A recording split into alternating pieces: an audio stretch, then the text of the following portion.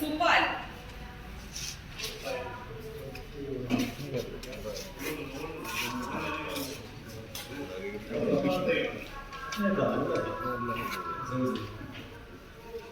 മൂന്ന് കപ്പുണ്ടെങ്കിൽ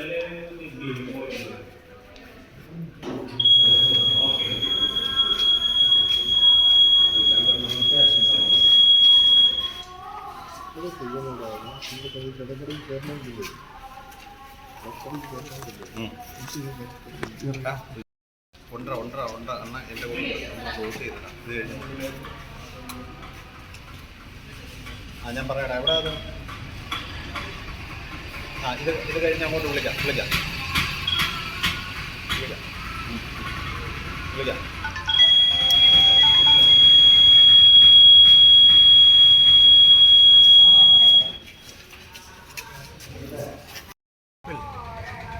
ഇടതുപക്ഷ ജനാധിപത്യ മുന്നണി കേരളത്തിൽ വൻ വിജയം നേടുമെന്നുള്ളത് ഉറപ്പാണ്. കേരളമാകെ ഇടതുപക്ഷ ജനാധിപത്യ മുന്നണി തരംഗമാണ്. കഴിഞ്ഞ തവണത്തേക്കാൾ വലിയ ഭൂരിപക്ഷത്തോടെ ഇടതുപക്ഷ ജനാധിപത്യ മുന്നണി ഭൂരിഭാഗം പഞ്ചായത്തുകളും ബ്ലോക്ക് പഞ്ചായത്തുകളും ജില്ലാ പഞ്ചായത്തുകളും അതുപോലെ തന്നെ മുനിസിപ്പൽ കോർപ്പറേഷൻ തെരഞ്ഞെടുപ്പുകളിലും വൻ വിജയമാണ് LDF കരസ്ഥമാക്കാൻ പോകുന്നത്. കഴിഞ്ഞ 9.5 വർഷക്കാലമായി കേരളത്തിൽ അധികാരത്തിലിരിക്കുന്ന ഇടതുപക്ഷ ജനാധിപത്യ മുന്നണി സർക്കാർ വികസന ക്ഷേമ രംഗത്ത് വലിയ മുന്നേറ്റമാണ് നടത്തിയിട്ടുള്ളത്. സമാനതകളില്ലാത്ത വികസനമാണ് കേരളത്തിലുണ്ടായിട്ടുള്ളത്.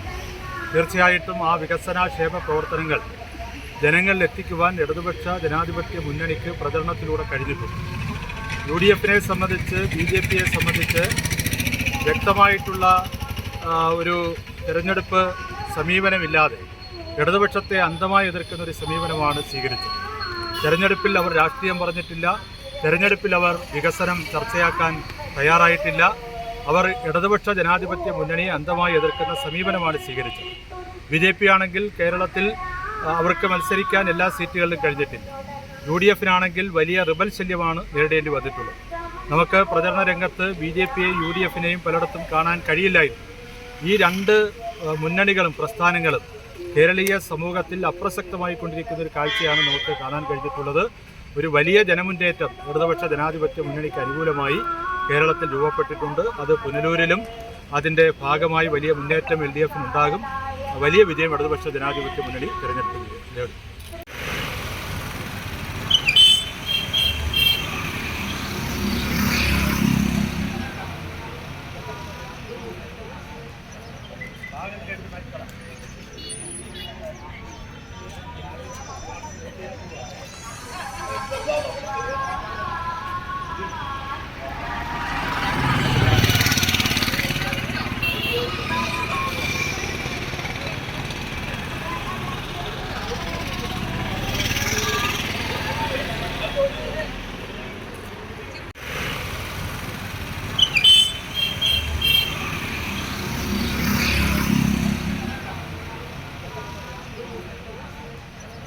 ഭാഗം കേട്ട്